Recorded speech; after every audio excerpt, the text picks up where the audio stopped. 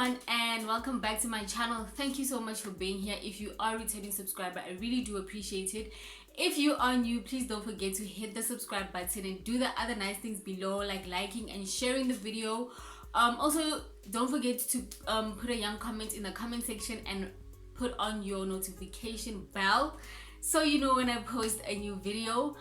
So today is my the last person that I'll be speaking about who has been wrongfully convicted in South Africa, and the last person I'm speaking about today is Dineo Kgatle.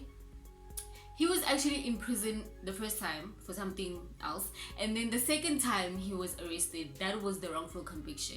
So I hope you guys enjoyed this video, and yeah, let's get right into it. Okay, so Dineo was 21 when he was initially arrested. It was in 2002, and he was arrested for housebreaking, robbery, rape, and attempted murder.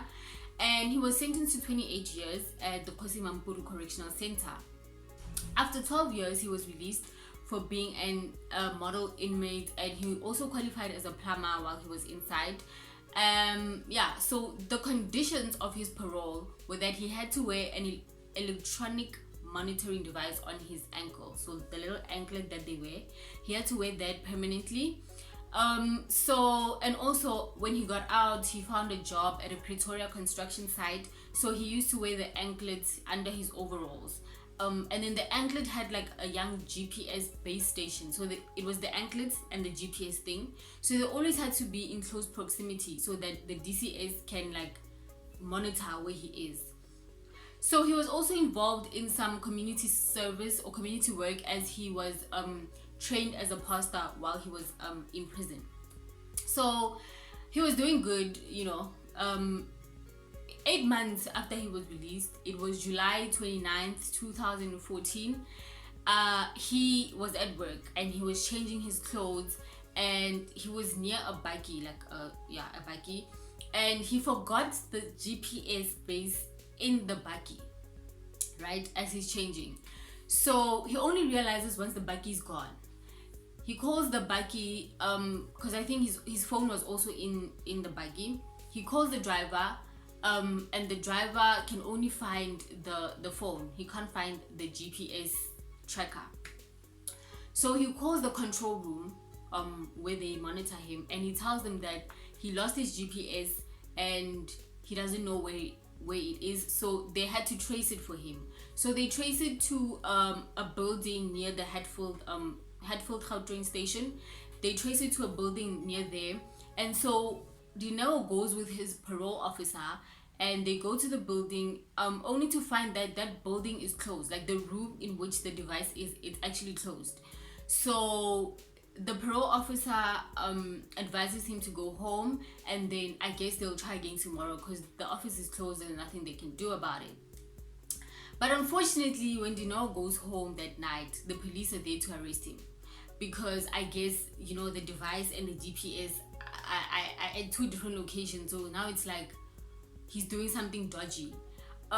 So he gets arrested that night, and he's taken to Bavian, and he's actually arrested for a little more than 2 years. He stays at Bavian for a little more than 2 years, and this is a violation actually of his constitutional rights and the Correctional Services Act, because he was actually supposed to appear before his parole board or the court or something within 48 hours, which never happened.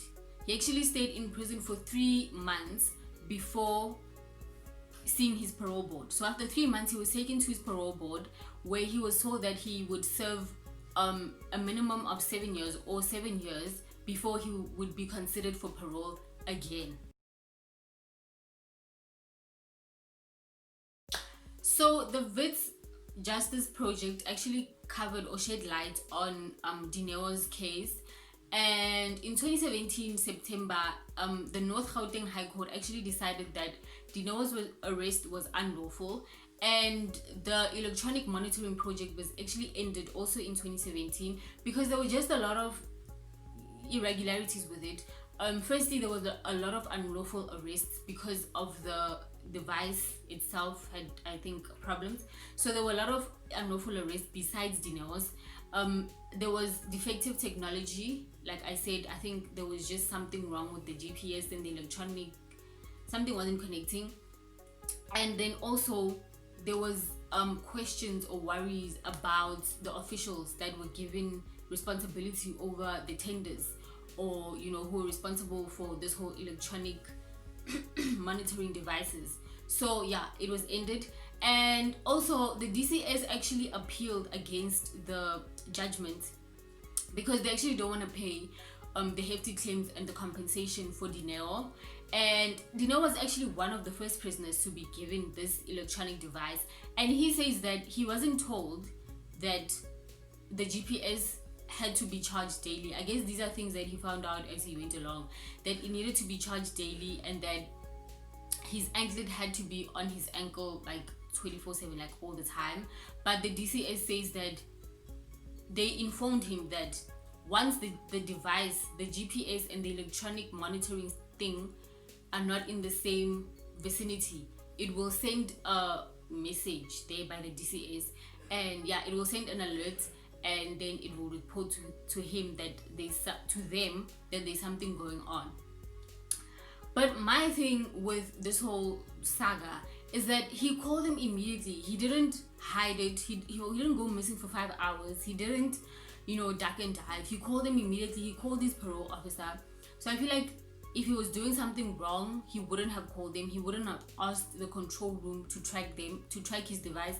Because one, if he was in a place he knew he wasn't supposed to be, let's say it was at the brothel or wherever it is that he was not allowed to be, he wouldn't have asked them to trace it, because he knew that they would have traced it back to the brothel, and then he would have got in trouble. But because he knew he had done nothing wrong, because he knew it was a simple mistake, he called them immediately.